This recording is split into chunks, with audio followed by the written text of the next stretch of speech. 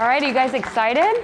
All right, so let's bring out stars of Naomi and Eli's No Kiss List, Victoria Justice and Pearson Faudet, as well as the director, Kristen Hange. Hey. Oh my God, there's a dog.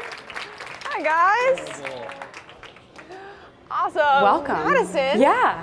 Hey, fancy seeing you here. Fancy. Yeah. All right, so let's kick this off. Kristen, why don't you tell us a little bit about, who you are and what you've done in the past, just so everybody gets a little bit more familiar with you. Absolutely. So my name's Kristen Hange. I'm the director of the film. I do a lot of musicals. I directed Rock of Ages. Maybe some of you saw it. Maybe, okay. And not a lot of Rock of Ages. That's guy. My best friend right here. And so I come from a music background, and I love stories that are really influenced by music. And when I read the script, I just fell in love with it. And I thought it just hit my heart. And so I knew I had to make it. And then these two stepped in. Yeah, these two, who some of you probably know, but guys, give us just a quick, reminder to everybody what you've been doing prior to Naomi and Eli's No Kiss List, or since then. Me. Take it away. Okay, prior to Naomi and Eli's No Kiss List, I was nothing. That's not true. No, I'd done some movies and some TV shows, and I had a lot of fun, but this one has to be still my all-time favorite. And currently I'm on a show called The Bold and the Beautiful. Oh my God. Hey, we got one guy. That guy. This guy. You're my boy. That's right. That's right. And yeah, I've done a few after that and a few other films, and so yeah, you should go check it out. What about you? So before Naomi and Eli's No Kiss List, I've been doing this for a while now. Yeah, I started out when I was 11, and my first, I guess, big break would be on Zoe 101. A little bit of a throwback. I don't know if you guys have seen that. Cool. And then after that, I got my own show on Nickelodeon called Victorious. Which was a lot of fun. And I did a movie called Fun Size. That was fun. Yeah. Okay, we got a few Fun Size. But that was funny. That was a great movie. That is woo. And then what else? What else am I doing right now? Candy. Oh, I did a show on Eye Candy. Yeah, MTV. It was scary. Eye Candy. Why didn't you guys cheer like that for me? They're in school during Bold and the Beautiful. That's it. That's true. It's tough to DVR soaps. You'll never catch up. Hard. It's okay. And so I have this movie September 18th exclusively on iTunes, which I'm very excited about. And then so that's pretty much it. I'll stop talking now. So, Kristen, why don't you explain just sort of a brief synopsis of the movie so people can get a little bit more acquainted, stuff that they didn't necessarily know or catch from the trailer? Sure. So Victoria plays Naomi, and her best friend Eli grew up right next door to each other their whole lives. So they're like a constant in each other's lives. And you have a best friend who can finish all your sentences. You have all the same inside jokes. You have all the same taste in music. They're inseparable. Yes, they're inseparable. They cannot live without each other. And Eli is her gay best friend. The only problem is that she is in love with him. That no matter how hard she tries, she just can't stop her heart from feeling real romantic feelings for him.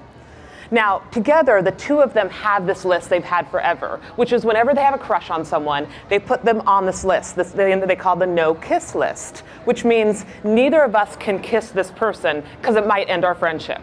You know what I mean? So it'd be like if we went to a party and you kissed him or I kissed him, it could cause a fight between us, so we just will never kiss one of these people.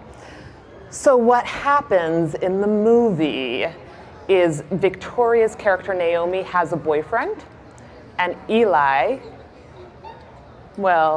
he kisses him. But he was never on the list. But does your boyfriend really need to be on the no kiss list? Yeah, I mean, come on. I rest my case, no. He wouldn't have kissed back. So it causes a fight of epic proportions. And the question is, will their friendship ever recover? And that, we don't know yet. You have to watch the movie. So why don't we go to a clip to talk more and sort of explain what the no kiss list is. And you guys get to meet one of my favorite characters, Gabe. He's quite hot, so let's get into that. Gabriel. What could go wrong? What could go wrong? How many of you guys have, felt like you deserved or needed a no kiss list with your best friend? Just two of you, Yeah, you're these lying. These guys, You're all lying. right here. You're all lying because I know I have. And I think, we're typically used to doing them with our same-sex friends, right? But now everybody's a little bit more gay-friendly, which we all are, and you got to be a little bit more careful. It's tricky territory. So, is. have you guys ever felt like you free-for-all. needed a no-kiss list for any of your friends? I know you don't have one, but have you felt like you should have one? I don't currently have a no-kiss list, but I think like during middle school years, no-kiss list would probably help Yeah, save a middle lot of school. friendships. Especially I with think there would be a girls. lot of girls that would still be talking to this day. Pearson, what about you? Oh yeah, Do guys do that though? we have bro code. Yeah. You guys know this? code. Yeah. Bro code. Bro right? code. You don't Bro. like if your bro is like, hey yo, she's pretty cute, right? And Yeah, it's bro. like, yeah, you know what I'm saying? Fall Bruh. back. Bruh. We just He don't knows. You it's fall off back. limits. It's off limits. Yeah. Right. So Naomi and Eli are clearly really codependent. They're like obviously besties. What do you think it is that makes Eli betray her in such a way? What do you think? The heart wants what the heart wants. Heart wants what it wants? Selena Gomez said it best. You heard it here first. I mean, Pearson, you obviously played Eli, so Right.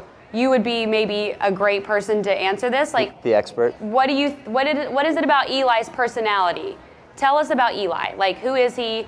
Why would he do this to Naomi? Talk to us. Eli is the guy at the party who starts the party, right? Okay, he's your bestie. That's like, boom, the party started now that Eli's here. He's just such a fun, like, kind of butterfly, social kind of guy that just is going around. He's just doing life, and he loves life. And sometimes I just don't think that he's aware that his actions are causing pain to others. And he saw something pretty, and he wanted to touch it and kiss it and So, okay. see if it liked him back. And then Vic, Naomi is like kind of the counterpart, right? Yes. She's his best friend. Talk to us about Naomi. Like, who is she? What's her personality? Give us some insight. Naomi is also, I would say, the life of the party in her own right. She's a lot of fun. She likes to have a good time. She's a little bit sassy.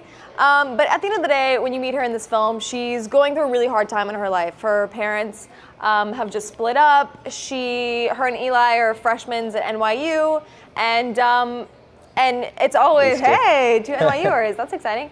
So her and Eli it's always been like them two together, and they've kind of always been in this bubble, and Naomi is really safe in that bubble. And so when they start, these new experiences at their new school, and Eli starts branching out and is not quite making as many plans with her and is kind of doing his own thing, that really starts to freak her out. And she is already in such a vulnerable place that it kind of, she kind of has to get it all together, and everything kind of feels like it's falling apart for her. Yeah. True. And I think, so another major character of this movie is New York City, right? Yes. So Kristen, why don't you kind of like, what made you like, was the book already in New York? Or like, Yeah. what was, So the book was set in New York. It's the same book writers that also wrote Nick and Nora's Infinite Playlist, right? Yeah, they're amazing. Great and story. they love to write about New York, and they write about New York so viscerally. So I read the original book, and everything was about these two characters owning Manhattan and kind of owning the village like it was their ground, like the whole thing was their clubhouse. And so I really wanted to capture that feeling of this is our city, and we own this city. And then for me personally, I grew up in California, and I always felt like I was a little girl dreaming of New York, like one day. And then so the first time I came here, I was like, it's magical. And so I always had that feeling of New York being this like really magical, really exciting place. And I wanted you to be able to feel that in the film, that New York made you feel like you were alive, and that anything was possible.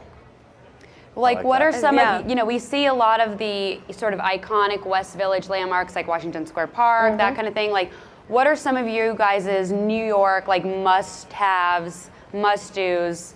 Give us like one each. Ooh. Vic, go first. Ooh, a New York must-do.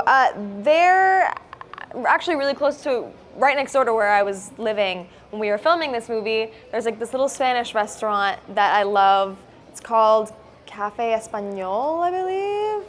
Have you guys been there? Okay, so yeah, I Cafe- love is that it place. Cafe- I swear, the best sangria, best tostones. I love it. Latin girl likes her España. That's right. I guess for me, Oh, and the bacon wrap dates. Get the bacon wrap dates. jeez, Sorry, I couldn't keep that in. bacon. Bacon makes everything better. Let's see. I honestly, I was only here for the filming of this, but I think my favorite thing to do was I would take out my skateboard and I would skate in one direction for about 30 minutes. Didn't know where I was going. And I'd stop at a restaurant and I'd go eat somewhere. And New York has so many restaurants, and you just can go anywhere and eat, and it's all good. So I think that's like a must-do. I don't know if it's all good, but most of it was good. And then Kristen, what about you? My must-do would be Central Park. I love Central Park. I love that no Yes. matter how many times you've been to Central Park, you can still discover something new. And there's a whole scene in the movie where Victoria's character Naomi goes to Central Park and sees something she's never seen before. So the park is the park. You can't.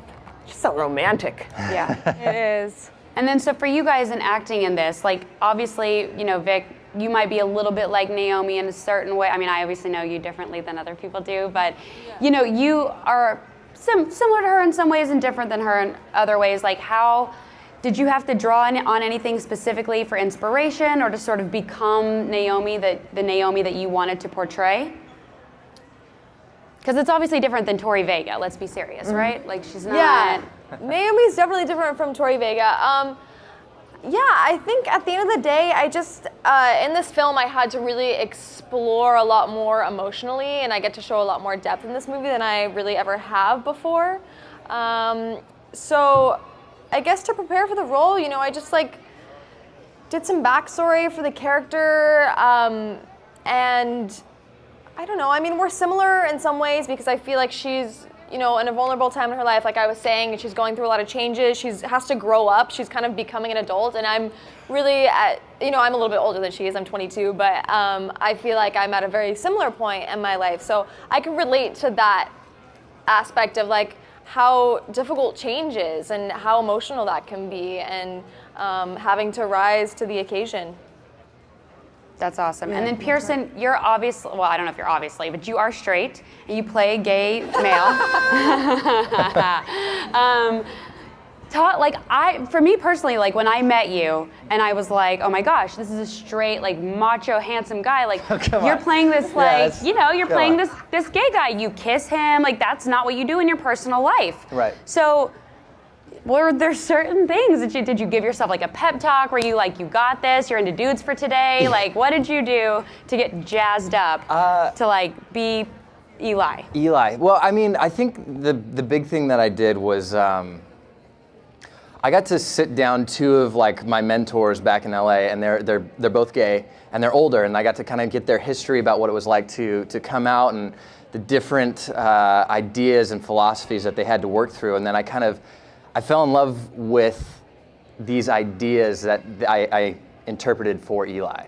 And once I kind of fell in love with that, I was able to kind of step into the character a lot more easily. And, it's cool for Eli's character because he really embraces who he is, and he's very unashamed and just unabashed about being him 110%.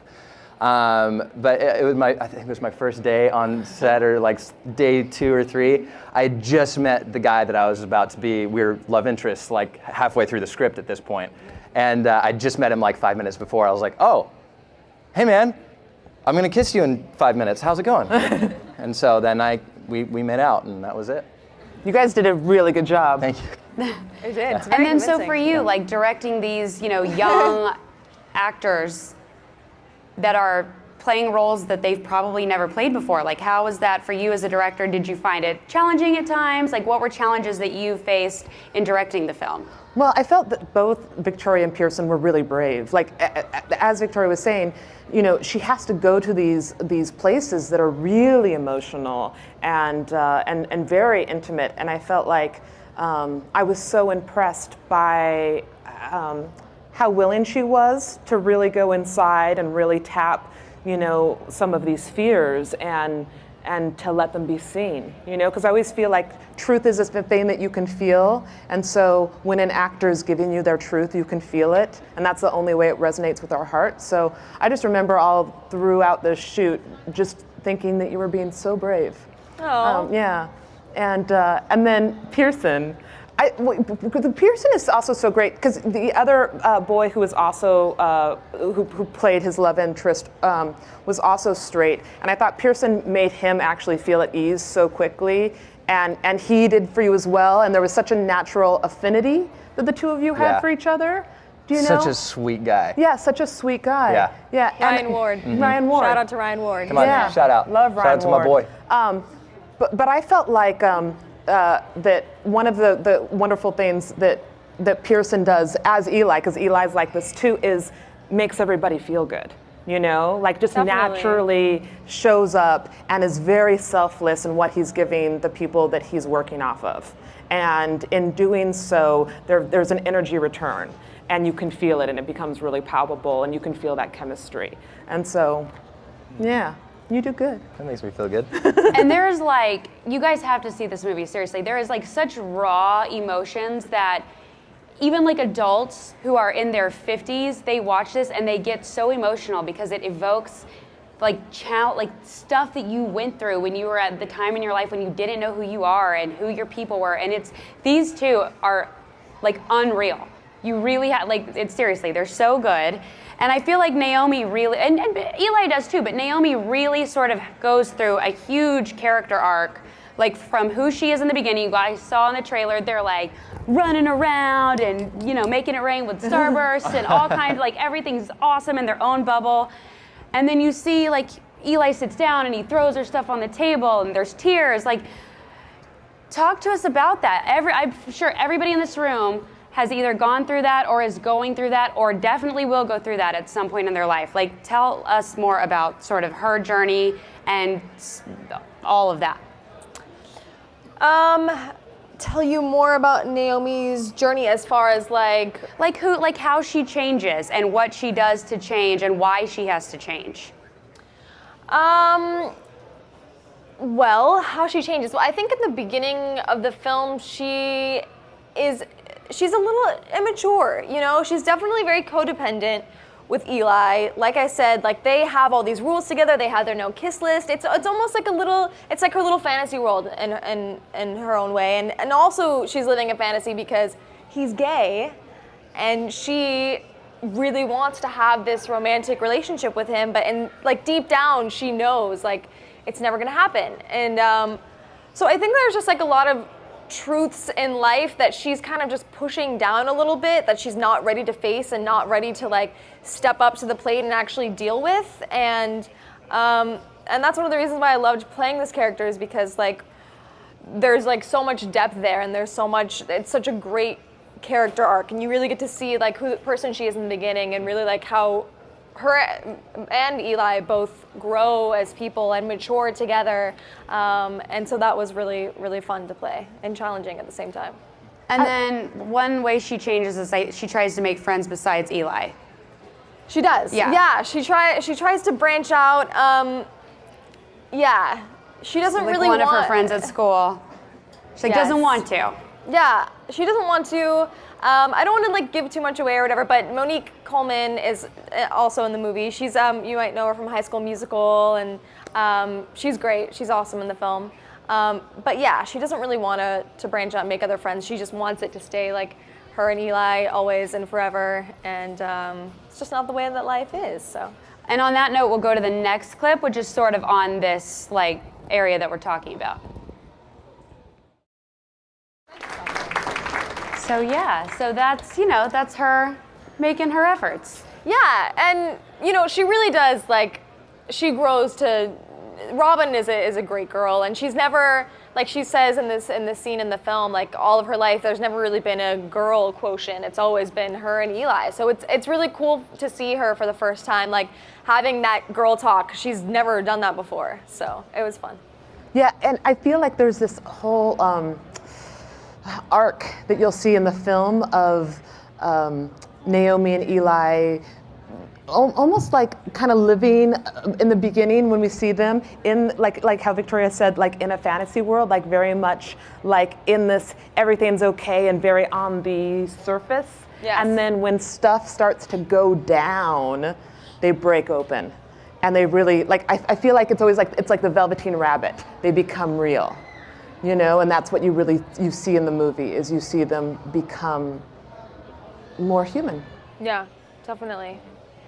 So, why, like, what is one thing about this movie that you guys think will draw people in?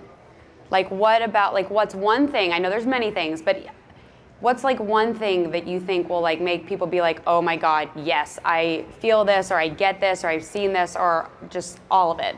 Pearson, why don't you start? All right. I think the big thing for me is the unrequited love. You know, like we talked about it a minute ago, but it's that moment that you're in love with somebody and you put all that effort into it and you're like, I will be your best friend no matter what. And if you want to kiss me, that's okay too. But I think we've all been there, and that's it for me. Yeah, definitely. And then Vic, what about you? I think a lot of people will relate to the idea of having your best friend and then that person kind of moving on without you. I know I've been through that before, and it's really tough. So I think a lot of people will be able to relate to that. And then Kristen? I would say, you know, all of us react so strongly to change, you know, and change it invades your life, and you're like, no, stop, life, don't change, please, and eventually you have to surrender and say, this doesn't feel good, but okay, and then oftentimes some really beautiful things come out of that. So I think that message is very universal. Definitely. And honestly, like, you guys should all go see it. Or not go see it, you should all get it. It's going to be exclusively on iTunes Friday at midnight, and then 9 Pacific time if any of you are in California on Friday. But for now, let's open it up to some Oh wait, can I say one thing about that really quick? Yes. I just want to say, if you pre-order it on iTunes right now before September 18th, 10% of the proceeds are going to the Trevor Project, which is an amazing organization. It's the largest organization for suicide prevention and crisis intervention for LGBTQ youth, and it's an amazing cause, and it's something we should all be supporting. So order it now. Yeah, they do really great work, and I mean, then you get it, you know, you're pre-ordered, you don't have to worry about it, you don't have to worry about forgetting. So Boom. why not? Look at there that. you go. And you give back. Logic. Okay, so now we're gonna open it up to some Q&A. Hi, Victoria. Hi, how are you? So what's it? Good. How are you? So what's it like working with your real life boyfriend? Well, when we were doing the movie, there was nothing romantic happening. Yeah, we were just like, we were friends. We'd never met before. Yeah. And, but we had a really good time. Like Kristen was saying, Pearson has like this quality. He's really good at like making everyone feel comfortable and making everyone feel like a friend of faux days. Come on. And so we had a really good time, you know, just wilding out in New York City. I can't believe I just said wilding out, but it happened. Cheer. Hi guys. How did you like filming the movie? Like, was it easy or was it hard to like film it? Like, Yeah. Yeah. No, Just no. asking. It was both. Yeah, definitely. There was days that it was like super, super fun and just light and easy, and we got to improv and goof around, and then there's the hard days, Jaffa Cafe. It's All right. Thanks, guys. Yeah. Hi guys, how was it filming on set? What was the atmosphere like? What was the atmosphere like on Yeah. set?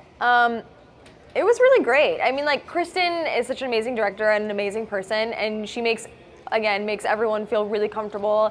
And she really is like an actor's director. She's like super patient and will like talk to you about like what's going on in the scene and your life. yeah, and your life. And she's not one of those directors that's gonna like scream at you if you're not doing it right, or you know, make you do 100 takes. So it was she made it a very like chill, awesome, open environment. Hi. If you could play any other character in Naomi and Eli's No Kiss list, who would it be? Great question. Great question. Do you want to go first? Me? Oh, I think Bruce 1 is my other favorite character in Naomi and Eli's No Kiss List. He is hilarious. Oh my God. Bruce 1's really funny. Bruce one's Yeah. great. I think I would probably play, what's the dog's name? I would play the dog. She'd play the dog. Cutie Pie? Cutie Pie! How did I Boom. forget? Yeah. Clap for me. Yes. I would play Cutie Pie. There it is. Also, this is a little irrelevant, but I went on Twitter and asked if anybody wanted to write any fan messages for you, and I collected a few. Awesome. Oh my gosh. So I wanted to That's give it rad. to you. That's so rad. sweet. Yeah, that's awesome. Oh my God, thank you. Aw. Thank you. Oh my gosh, they're so sweet. Thanks. No problem. Aw, that's Awesome. adorable. Thank you, Lily. Aw. That's so cute. Hi, my question is to Kristen. I was wondering, how did you manage, to escape from the cliches of romantic comedy since you guys were filming in New York? And if you think on that, why you're filming the movie, I don't know. Well, Also great question. That's a good question. I feel like that all goes back to the story. I feel like the writers of the original book were very clear about wanting to write something to them that felt real and that wasn't just traditional out-of-the-box romantic comedy. I mean, it's a very complicated situation that these characters are in, and I think that that's what we were interested in, is showing how messy sometimes relationships can be and how complicated it can be to be close to someone.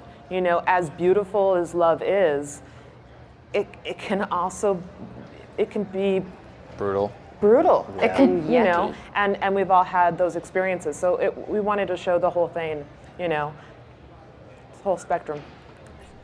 Hey guys, I just wanted to say I love you guys. Yeah. I have one quick question. What are your guys' relationship like off the set? I think everybody's become really good friends. We created Yeah. a really, really tight family, actually. It's been fun. I don't know, you guys expand on that. Yeah.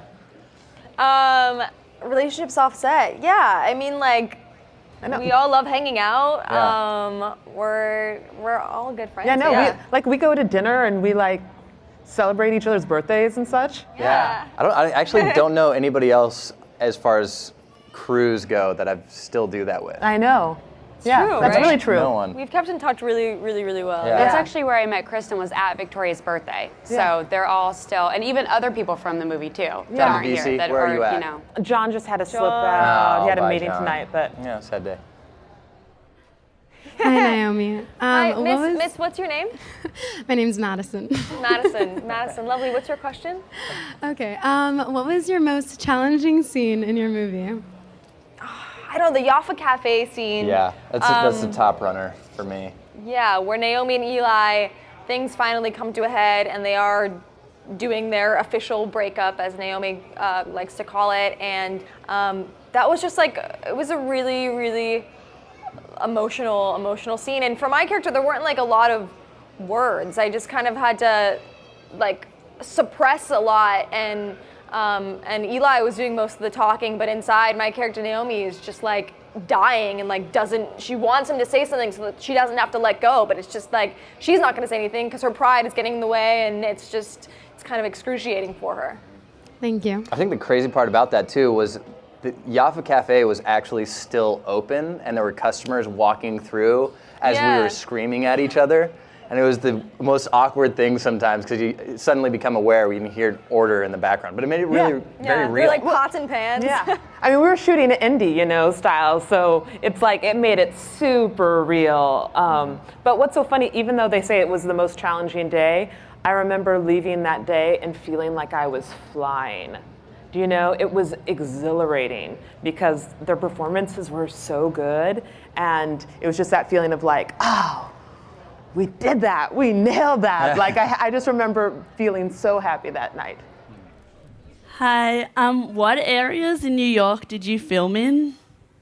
Ooh. Ooh, yeah, you take this one. Mostly the Village here, all around NYU, because they were students at NYU. We primarily shot here, which was so fun. We shot in Washington Square Park all the time, and it was a blast. Yeah, it was so and then, beautiful. as I said, we did shoot a scene in Central Park, and then there's some stuff, a lot of interiors too, that we shot in Brooklyn. Thank you. Thank you. Thank you. All right, so thank you guys so much for coming and chatting with everyone about the movie. You guys, again, a reminder, get it on iTunes, pre-order it, give to the Trevor Project, and get this awesome movie. I promise you're going to love it and you will not regret it. Thank you guys for coming. Thank you so much. So appreciate